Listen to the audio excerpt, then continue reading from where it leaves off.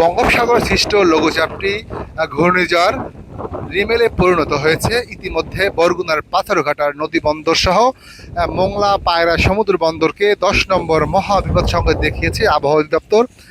এর মধ্যে বর্তমানে আমি আছি বরগুনার পাথরঘাটার বিষখালী নদীর তীরে। এখানে দেখতে পাচ্ছি রিমেলের যে প্রভাব ইতিমধ্যে শুরু হয়ে গিয়েছে।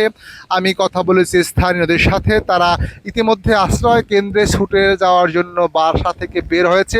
আমি কথা বলেছি পাথরঘাটা উপজেলা নির্বাহী কর্মকর্তার সাথে, তিনি জানিয়েছেন বরগুনার পাথরঘাটায় 156টি আশ্রয় কেন্দ্র প্রস্তুত রাখা হয়েছে, পাশাপাশি 1300 ভলান্টিয়ার অথবা 1300 স্বেচ্ছাসেবী প্রস্তুত রাখা হয়েছে, যারা ঘূর্ণিঝড় পূর্ববর্তী ও পরবর্তী উদ্ধার কার্যক্রমে তারা আপাতকালীন মানুষদেরকে সহযোগিতা করবেন।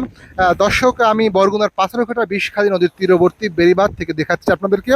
এখানে প্রচুর পানির ঢেউ রয়েছে, যেখানে সাধারণ সময়ের চেয়ে পানি প্রায় 10 থেকে 15 ফিট ভিতরে পানি এসে পৌঁছেছে।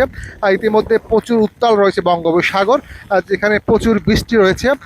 শনিবার থেকেই বরগুনার পাথরঘাটায় বৃষ্টিপাত শুরু হয়েছে, দমকা হাওয়া বইছে। ধারণা করা হচ্ছে আবহাওয়া দপ্তর যে বিকেল নাগাদ উপকূলীয় এলাকা অতিক্রম করার একটি পূর্বাভাস দিয়েছে, তা ইতিমধ্যেই শুরু হয়েছে। যেহেতু এখন জোয়ারের সময়, সেই জোয়ারের সময় আমি আজকের পত্রিকার দর্শকদের দেখাচ্ছি যে এখানে যে তুমুল বৃষ্টি হচ্ছে, পাশাপাশি সমুদ্র উত্তাল রয়েছে। আমরা কথা বলবো স্থানীয়দের সাথে, যারা আসলে নিরাপদ আশ্রয়ের জন্য ইতিমধ্যে বাসা থেকে বের হয়, নিরাপদ আশ্রয়ের দিকে যাচ্ছে। দর্শক, বরগুনার পাথরঘাটা ইতিমধ্যে বিদ্যুৎ বিচ্ছিন্ন হয়ে পড়েছে।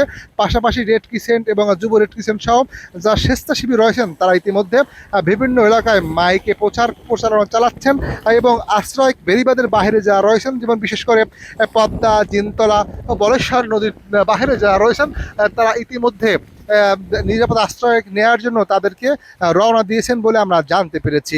দর্শক, এই ছিল বরগুনার পাথরঘাটার বিষখালী নদীর পাড় থেকে সবশেষ। আমি কাজী তারিকুল ইসলাম রাকিব ছিলাম আজকের পত্রিকার সাথে।